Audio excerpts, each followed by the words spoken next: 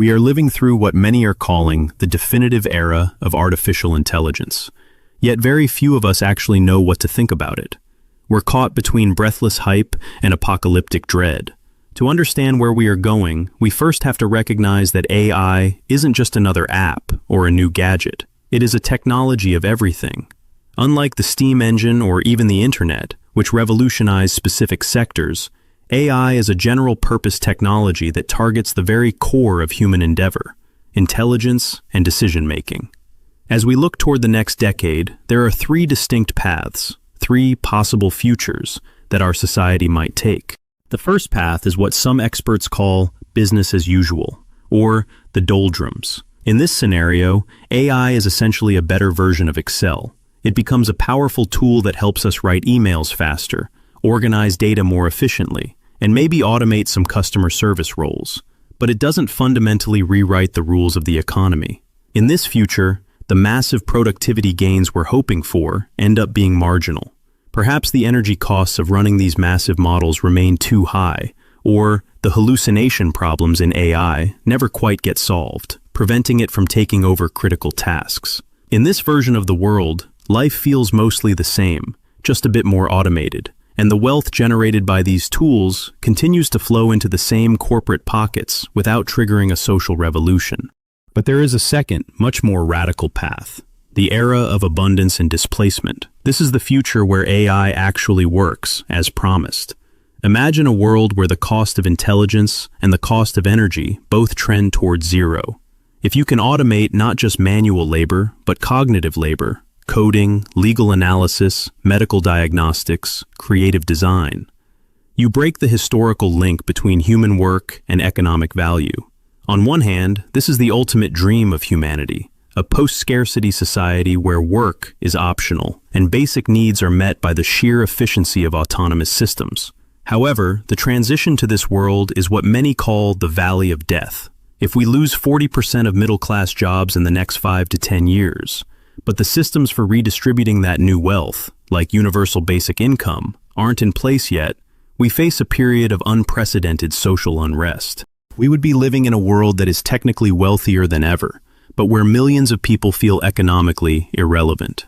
The third path is the one that keeps philosophers and scientists up at night, the existential risk or catastrophic scenario.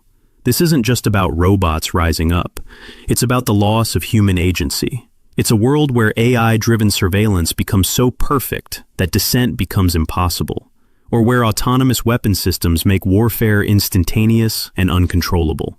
It's also the risk of misalignment, the idea that we give a super-intelligent system a goal, and it pursues that goal with a logic that ends up harming humanity because we forgot to define the guardrails. In this future, the technology scales so fast that it outpaces our ability to regulate it or even understand it. What makes this moment unique compared to the Industrial Revolution is the sheer speed of change. The shift from steam to electricity took 80 years. The shift to the internet took 40. This AI revolution is projected to play out in just 5 to 10 years. Our social structures, our schools, and our governments are not built to move at that velocity. We are still trying to apply 20th century laws to 21st century intelligence. This creates a dangerous lag where the technology is sprinting ahead while our human systems for managing it are still putting on their shoes. We also have to confront the God model problem. Currently, a handful of massive corporations are racing to build a single, all-powerful AI. If one company achieves a superintelligence that is significantly ahead of everyone else, they wouldn't just own a product, they would effectively own a sovereign power.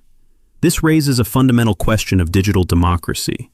Should the future of human intelligence be a proprietary secret held by a few billionaires, or should it be an open-source public good?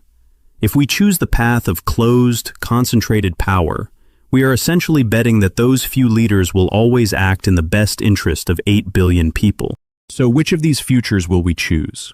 The reality is that we are likely currently on a collision course with all three at once. Parts of our world will feel like the doldrums, others will experience abundance, and we will constantly be dodging catastrophe. But the most important thing to realize is that the future of AI is not a law of physics. It is not something that just happens to us like the weather.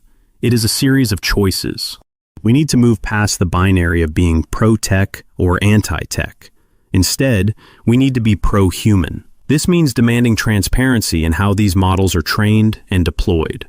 It means rethinking our education systems to focus on what AI cannot do, like empathy, complex ethics, and physical craftsmanship. And most importantly, it means participating in the conversation now. If you think AI is just for tech people, you are essentially giving up your vote on how the next century of human life will look. The God models are being built today, and the window for us to decide how they are governed is closing fast. The future is a reflection of our current values. If we don't want a future of displacement and surveillance, we have to start building the social and ethical infrastructure for abundance today.